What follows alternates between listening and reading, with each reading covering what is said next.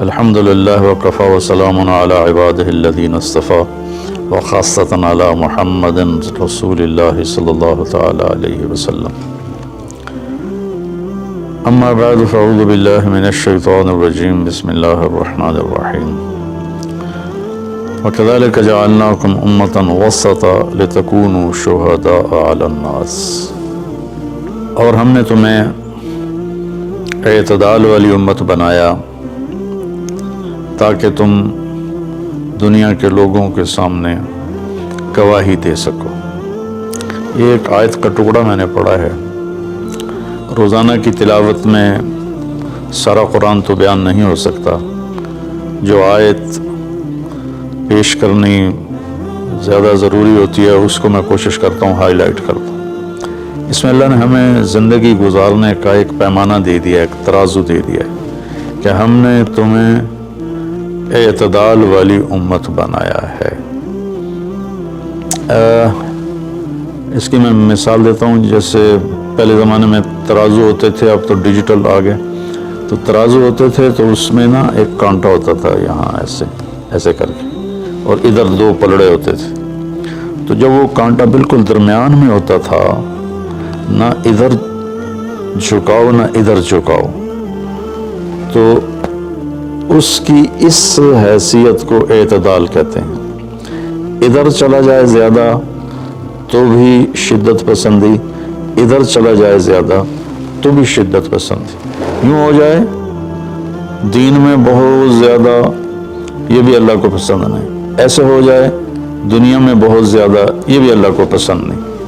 اللہ تعالیٰ فرماتے ہیں کہ اپنی زندگی میں عدل پیدا کرو، انصاف پیدا کرو، اعتدال پیدا کرو، کہ جب دنیا میں لگو تو ایسے نہ لگو کہ تمہیں آخرت بھول جائے.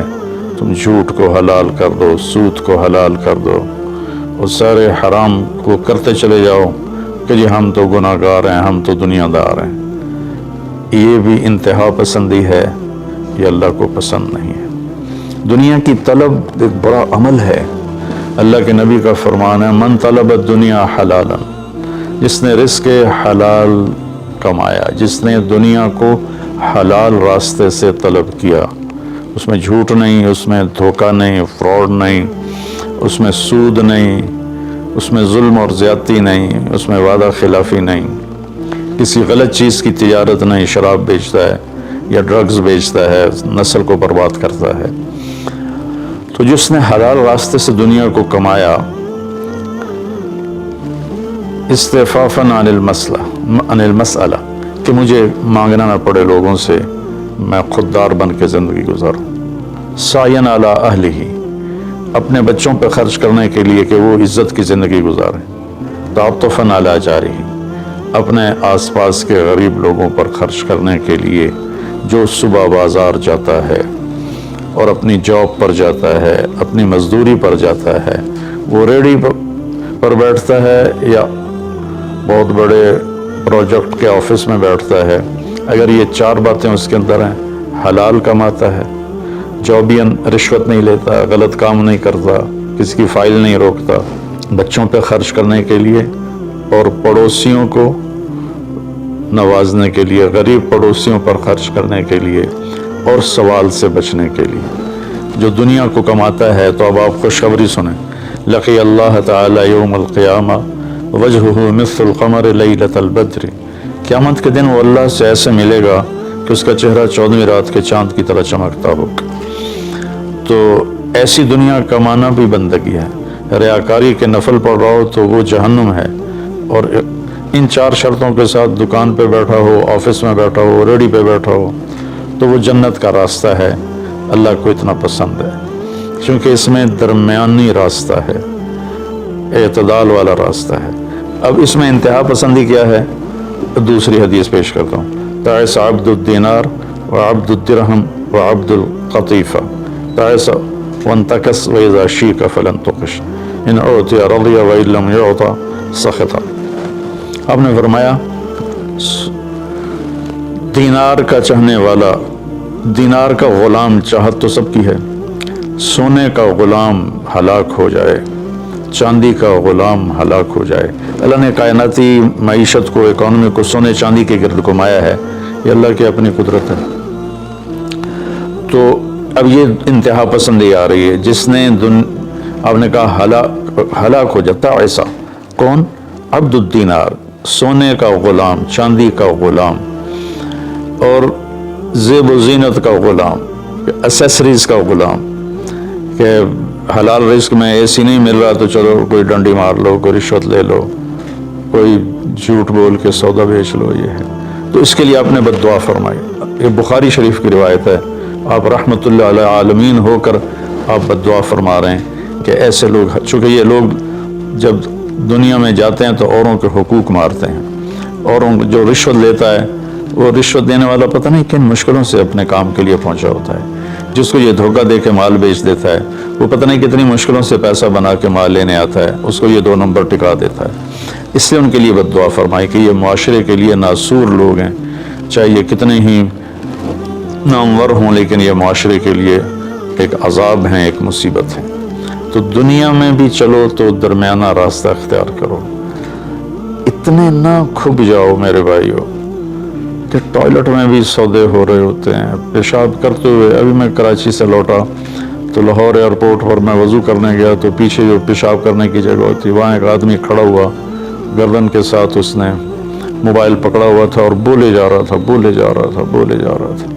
یہ بھی کوئی زندگی نہیں ہے، کھانا بھی کھا رہے ہیں اور سودا بھی بیچ رہے ہیں اور پیمنٹ بھی لے رہے ہیں اور سودا کر بھی رہے ہیں اور ساتھ کھانا بھی کھا رہے ہیں۔ تو یہ تو کھانا زہر بن جاتا ہے، دماغ کی طرف سے آرڈر جاتا ہے کہ کھانا آ گیا ہے تیار ہو جاؤ، معدے کو آرڈر ملتا ہے، ساتھ ہی فون کی گھنٹی بجتی ہے، فون اٹھاتا ہے تو آرڈر فون کی طرف چلا جاتا ہے، معدے کو آرڈر نہیں جاتا، غذا زہر بن جاتی ہے۔ تو ایسی دنیا کما کے کیا کرنا جس میں آپ کی صحت ہی برباد ہو جائے اور آپ اتنے مصروف ہو جائیں کہ گھر میں آ کر بھی کوئی بچوں سے دلچسپی نہیں، بس اپنے موبائل پر یا سودے کر رہے ہیں یا موبائل پہ کوئی گیمیں کھیل رہے ہیں یا کوئی مووی دیکھ رہے ہیں یا کوئی ڈرامہ دیکھ رہے ہیں۔ کتنی مائیں ہیں جو اس طرح اپنے بچوں کو جھٹک دیتی ہیں، وہ ڈرامہ دیکھ رہی ہوتی ہیں یا کوئی مووی دیکھ رہی ہوتی ہیں یا کوئی کلپ دیکھ رہی ہوتی ہیں، تو بچہ آتا ہے تو اس کو ہوں ہاں کر کے ٹال دیتی ہیں۔ میرے بھائیو، میری بہنوں، اپنی زندگی کو وہ درمیان میں لاؤ، درمیان۔ میں آپ کو مثال دیتا ہوں،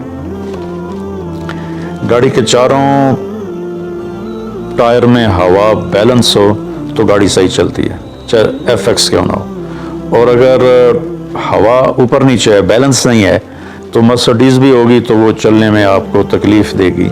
ایک گاڑی ہے، انسان بھی، اس کو بھی بیلنس آف لائف چاہیے۔ یہ گھر میں آؤ تو گھر کے ہو جاؤ، فون آف کر دو اور اپنے بچوں سے بات کرو، بیوی سے بات کرو، ان کے ساتھ بیٹھو، ان سے گپ شپ کرو اور گھر کی باتیں کرو، گھر کے مسائل ذکر کرو، باہر کے مسائل کو گیٹ پہ چھوڑ کے آ جایا کرو۔ تو یہ تو دنیا ہے نا، اللہ نے اس میں ناپسند کیا ہے کہ ہم اپنے آپ کو زیادہ کھپائیں، لیکن دین میں بھی اللہ نے ناپسند کیا ہے کہ ہم اس میں زیادہ لگ جائیں۔ لا تغلوا فی دینکم، اپنے دین میں انتہا پسندی پہ مت جاؤ۔ اللہ نے اپنے محبوب سے فرمایا فلا تذهب نفسك علیہم حسرات، میرے نبی آپ ان غیر مسلموں کو تبلیغ کرتے ہوئے اتنا دکھ نہ اٹھائیں کہ آپ خود آہیں بھرتے بھرتے فوت ہو جائیں۔ اللہ نے اپنے نبی سے فرمایا، نماز لمبی کی تو اللہ نے اس سے منع فرما کر فرمایا کہ ما انزلنا علیک القرآن لتشقی۔ اللہ نے اپنے نبی سے اعتدال مانگا، لا تبسطھا کل البسط، میرے نبی آپ مال خرچ کریں لیکن سارا نہ خرچ کریں، کچھ بچا کے بھی رکھیں۔ اللہ نے اپنے محبوب سے فرمایا، اس سے تو اللہ نے زکوٰۃ کا نظام چلایا۔ تو اور ایک حدیث پیش کرتا ہوں، 3 صحابہ آئے حضرت عائشہ رضی اللہ عنہ کے پاس کہ اللہ کے نبی کی رات کیسی ہوتی ہے، تو انہوں نے فرمایا کہ سوتے بھی ہیں اور اٹھتے بھی ہیں، نفل بھی پڑھتے ہیں، بلکہ آپ کی بہت خوبصورت عادت تھی جب آپ تہجد سے فارغ ہو جاتے تو یوں کر کے لیٹ جاتے، ایسے کر کے، اور حضرت عائشہ رضی اللہ تعالیٰ عنہ بھی اٹھ جاتی تو آپ ان کے ساتھ اسی حال میں باتیں کرتے ہوئے گپ شپ لگاتے۔ تہجد کے وقت میں اپنی بیگم سے پیار محبت کی باتیں ہو رہی ہیں، اتنے میں حضرت بلال اذان دیتے تو آپ اٹھ کے 2 رکعت سنت ادا کرتے اور نماز پڑھانے کے لیے مسجد تشریف لے جاتے تھے۔ تو اتنی اعتدال کی لائف تھی، ہنسی مذاق فرماتے تھے، اور حضرت عائشہ رضی اللہ عنہ کو لقمے بنا کے کھلاتے تھے، ان کو آٹا گوندھ کے دیتے رہے جب تک حضرت عائشہ رضی اللہ عنہا کو آٹا گوندنا نہیں آیا کہ وہ چھوٹی عمر میں ان کی شادی ہوئی تھی. تو انہوں نے جب یہ سنا تو کہنے لگے وہ تو اللہ کے نبی ہیں, وہ تو کچھ بھی نہ کریں, بخشائے ہیں, ہمیں تو کچھ کرنا چاہیے, کیا کریں؟ ایک نے کہا میں ساری رات نہیں سوؤں گا, نفل پڑھوں گا, کتنی اچھی نیت کی ہے. دوسرا نے کہا میں ساری زندگی روزے رکھوں گا, کبھی افطار نہیں کروں گا, اتنی اچھی نیت ہے. تیسرے نے کہا میں شادی نہیں کروں گا, بس اللہ کی عبادت کروں گا اور اللہ کے راستے میں جہاد کروں گا, کتنی اچھی نیت ہے. آپ کو پتہ چلا تو آپ نے تینوں کو بلا لیا. تو آپ نے ان کو ڈانٹ پلائی, تم میرے اللہ کو مجھ سے زیادہ جانتے ہو, تم میرے اللہ سے مجھ سے زیادہ ڈرتے ہو, زیادہ تقوی والے ہو. میں تم میں سب سے زیادہ اپنے اللہ کو جانتا ہوں, سب سے زیادہ اللہ سے ڈرتا ہوں. میں کھاتا بھی ہوں, روزہ بھی رکھتا ہوں, میں نے شادی بھی کی ہے, میں سوتا بھی ہوں اور میں جاگتا بھی ہوں. اور میں نے آپ نے تو 11 شادیاں کی, 9 بیویاں زندہ تھیں جب آپ دنیا سے تشریف لے گئے, تو آپ کی ایک خوبصورت زندگی تھی ان کے ساتھ. تو آپ نے تینوں کو ڈانٹا اور فرمایا کہ اعتدال کے ساتھ چلو. جس نے کہا میں شادی نہیں کروں گا شادی کرے, جس نے کہا میں روزہ نہیں چھوڑوں گا وہ روزہ چھوڑے. کہا مہینے میں 3 روزے رکھو بس, 13, 14, 15. اور جس نے کہا میں رات سوؤں گا نہیں وہ آرام بھی کرے اور اٹھے بھی سے. تو یہ زندگی اعتدال والی, اللہ کا تو دین میں انتہا پسندی اچھی نہیں لگتی. اور اللہ نے اس کو رد فرمایا. ہمارے بعض نادان دوست قربانی کے نام پر پورے گھر کو اجاڑ دیتے ہیں اور انہیں احساس بھی نہیں ہوتا کہ کتنا بڑا نقصان کر رہے ہیں. سب سے بڑا تقاضا اسلامی تاریخ میں جنگ بدر کا ہے. اس سے بڑا تقاضا قیامت تک نہیں آئے گا کہ جن کے بارے میں اللہ کے نبی کی وہ گواہی ہے جو قیامت تک کسی کے لیے نہیں. ان تہلک هذه العصابة فلن تعبد. میرے رب اگر آپ نے اس جماعت کو ہلاک کر دیا تو پھر آپ کا نام لینے والا کوئی نہیں بچے گا. اتنی بڑی گواہی 313 کی, اور یہ اتنا بڑا تقاضا تھا اور اتنا بڑا یہ اس وقت اہم اور ضروری کام تھا. آپ نکلے اور ذوالحلیفہ 7 میل دور ہے. جب وہاں پہنچے تو حضرت عثمان اور اسامہ رضی اللہ عنہما کو آپ نے واپس بھیج دیا کہ آپ کی بیگم حضرت رقیہ رضی اللہ تعالیٰ عنہ وہ حضور صلی اللہ تعالیٰ علیہ وسلم کی دوسرے نمبر کی بیٹی تھیں. حضرت زینب پہلے نمبر پر, حضرت رقیہ دوسرے نمبر پر, ام کلثوم تیسرے نمبر پر, حضرت فاطمہ چوتھے نمبر پر. تو بیمار ان کو چیچک نکل آیا تھا, تو ان کو وہاں سے واپس بھیجا کہ جاؤ تم رقیہ کی تیمارداری کرو. وہ جنگ بدر میں شریک نہیں ہوئے, میرے نبی نے واپس کیا, لیکن جنگ بدر کے شریک صحابہ میں ان کا نام لکھوایا, دونوں کا. جب ہم بدری صحابہ کی فہرست کھولتے ہیں تو اس میں اسامہ اور عثمان رضی اللہ عنہما دونوں کا نام ذکر ہے, اور مال غنیمت میں ان کا حصہ بھی رکھا آپ نے. اتنے بڑے تقاضے کو آپ نے بیوی کی بیماری کی وجہ سے پیچھے کر دیا اور ان دونوں کو واپس بھیجا. اور رقیہ رضی اللہ عنہ کا انتقال ہو گیا. جب آپ واپس تشریف لائے تو وہ دفن ہو چکی تھی, تو آپ نے ان کی قبر پہ جا کر دعا فرمائی. تو میرے بھائیو, دین میں بھی اعتدال ہو, دنیا میں بھی اعتدال ہو. یہ رہبانیت تو نصارہ عیسائیوں میں تھی کہ شادی نہیں کرنی, نہانا نہیں, بال نہیں کٹوانے, ناخن نہیں صاف کرنے, پہلے, اب نہیں, پہلے جو قدیم عیسائی مذہب تھا. تو طبیعت میں اتنی شدت, غیر فطری زندگی, پھر وہ دوسرے طریقے سے اپنی خواہشات کو پورا کرتے تھے. تو اس سے میرے نبی نے روکا. بعد میں ایک ٹرینڈ چل گیا کثرت عبادت کا, لیکن وہ کوئی معیار نہیں ہے کہ فلاں بزرگ سے انہوں نے 40 سال عشاء کے وضو سے فجر کی نماز پڑھی, اور فلاں بزرگ سے انہوں نے 30 سال عشاء کے وضو سے فجر کی نماز پڑھی, اور فلاں بزرگ سے وہ 25 سال جنگل میں پھرتے رہے. بھلا یہ بھی کوئی دین ہے جو پیش کیا جائے؟ ہمارا دین تو پوری دنیا کو پیش کرنے کے لیے ہے. ان الدین عند اللہ الاسلام. اب اسلام ہی ایک مذہب ہے جو باقی ہے اپنی صحیح معنی میں, تو ہمیں پیش کرنا ہے لوگوں کو. یہ تو ہم اپنوں کو پیش نہیں کر سکتے کہ 25 سال جنگلوں کی خاک چھانتے رہے. یہ تو ربانیت سے بھی کوئی آگے کی چیز ہے, لیکن یہ ان کی بزرگی کے طور پہ بیان کیا جاتا ہے. ایک بزرگ سے اپنے بالوں کو रस्से से बांध लेते थे, रस्सा ऊपर छत में लटका होता था, तो जब नमाज पढ़ते पढ़ते उनको नींद का झटका आता तो वो ऐसे होते तो वो बालों को ज़बरदस्ती झटका पड़ता, जिससे वो उनकी आँख खुल जाती और फिर नफलों में शुरू हो जाते। ये तो मेरे नबी के हुक्म के ख़िलाफ़ है। आपने फरमाया तुम में कोई इबादत में लगे जब तक वो बशाशत है और उसको नींद नहीं, जब नींद का समझे गलबा हो रहा है नफल छोड़ के जाके सो जाए।